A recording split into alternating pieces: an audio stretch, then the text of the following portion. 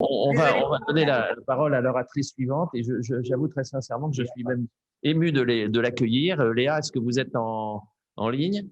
Oui, Je suis bonjour. ému de l'accueillir parce que je sais qu'elle a été déjà primée, si je puis dire, ou récompensée, et qu'elle a fait ensuite des présentations magnifiques sur le remplacement trachéal. Et je vois que vous continuez dans ce domaine.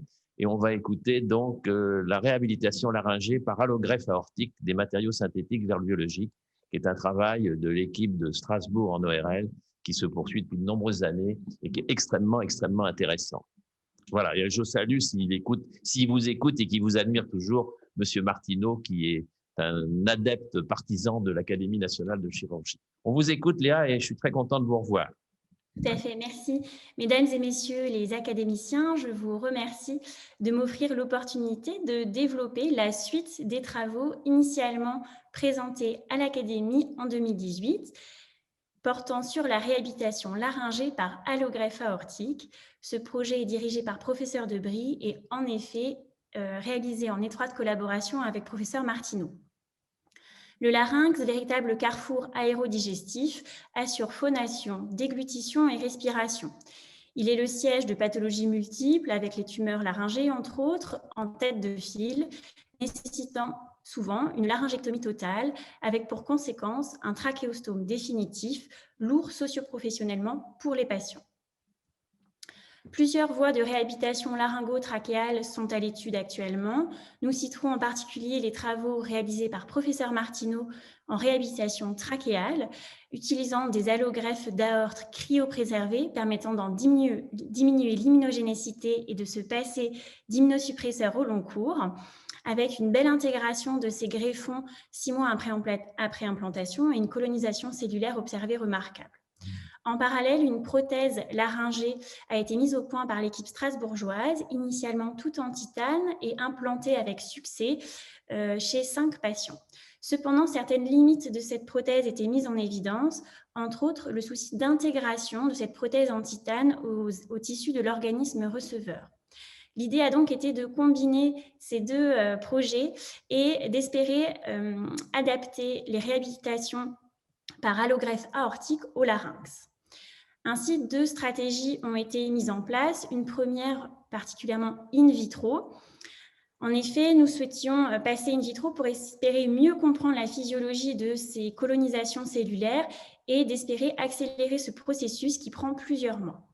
Réaliser de l'ingénierie trachéale nécessite de restaurer des néoanneaux cartilagineux associés à un épithélium respiratoire cilié.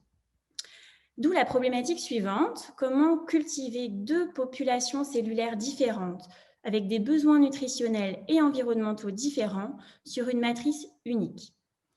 La mise au point d'un bioréacteur nous a semblé indispensable avec la nécessité de potentialiser cette matrice d'aorte en ensemençant sur la face externe des chondrocytes, nécessitant une matrice tridimensionnelle pour adhérer et se développer, sur la face interne de l'aorte, ensemencer des cellules épithéliales qui, elles, nécessitent une matrice plane.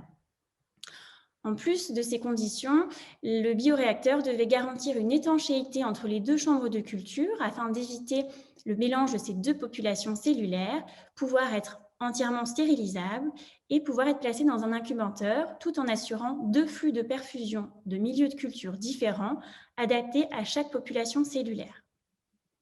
Vous avez ici le prototype mis au point qui est en réalité la 3e version de ce bioréacteur qui a été amélioré au fil des expérimentations. Le paramétrage de ce bioréacteur nécessite un grand nombre d'aortes. Or, c'est un matériau qui est précieux et difficile à obtenir. Nous avons donc l'idée d'effectuer les réglages de ce bioréacteur sur des tubes synthétiques.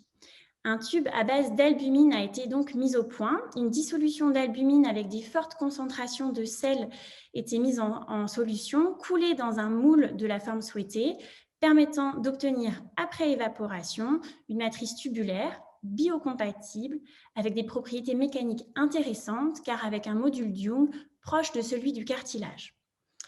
Or, nous avons vu que les cellules épithéliales et chondrocytaires ont besoin d'un milieu différent avec nécessité d'un milieu tridimensionnel pour les cellules chondrocytaires. Il fallait donc garantir une porosité sur le versant externe de ce tube. Cette porosité a pu être obtenue grâce à un processus de lyophilisation sur le versant externe. Ensuite, ce tube a été ensemencé au sein du bioréacteur par des cellules épithéliales mises en suspension dans de milieux de culture. La chambre interne de culture était mise en rotation afin de permettre un ensemencement par sédimentation de manière uniforme sur toute la surface endoluminale de notre matrice. Nous obtenons des J3 une belle prolifération cellulaire. Sur le versant externe ont été ensemencés des chondrocytes. Pareil, des J3, une prolifération cellulaire était tout à fait satisfaisante. Vous voyez également des immunomarquages visant le collagène 2 qui ont été réalisés afin de prouver l'absence de dédifférenciation de ces chondrocytes dans un autre type cellulaire. La mise au point d'un procédé de lyophilisation de la matrice, créant ainsi une porosité, est favorable à l'ensemencement des chondrocytes.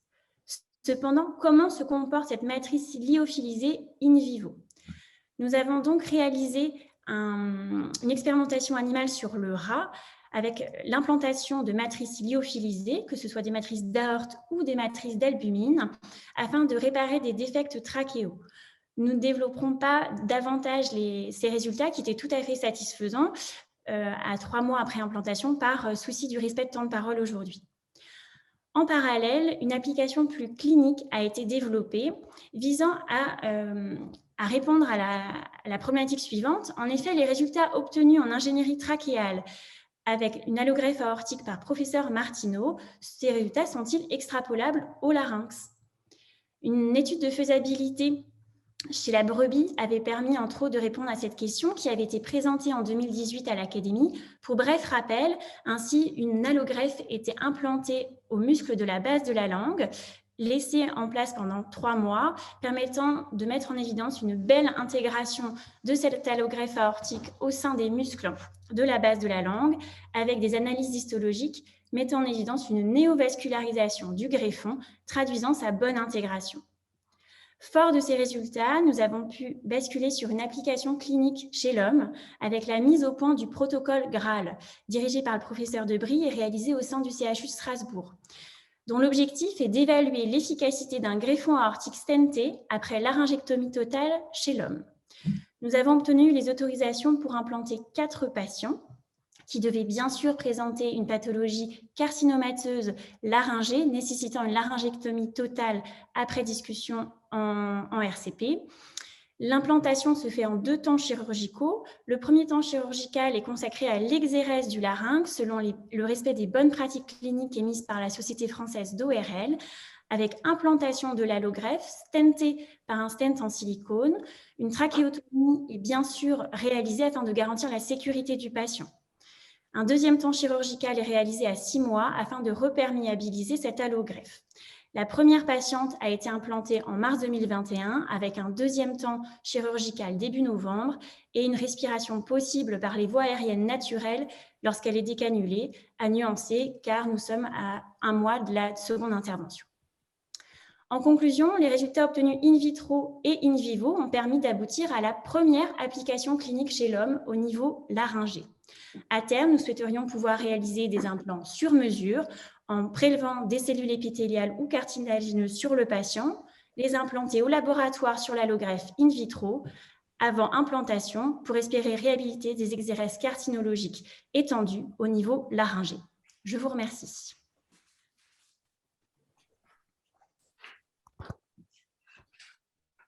Pas mon micro. Et hop, là, je peux le mettre là-bas. Écoutez, je ne regrette pas de vous avoir remis un prix quand j'étais président à l'Académie. Je vous félicite d'avoir le courage de poursuivre des travaux parce que souvent, on se lasse un peu et c'est assez remarquable. Je sais que vous êtes dans une équipe qui vous soutient.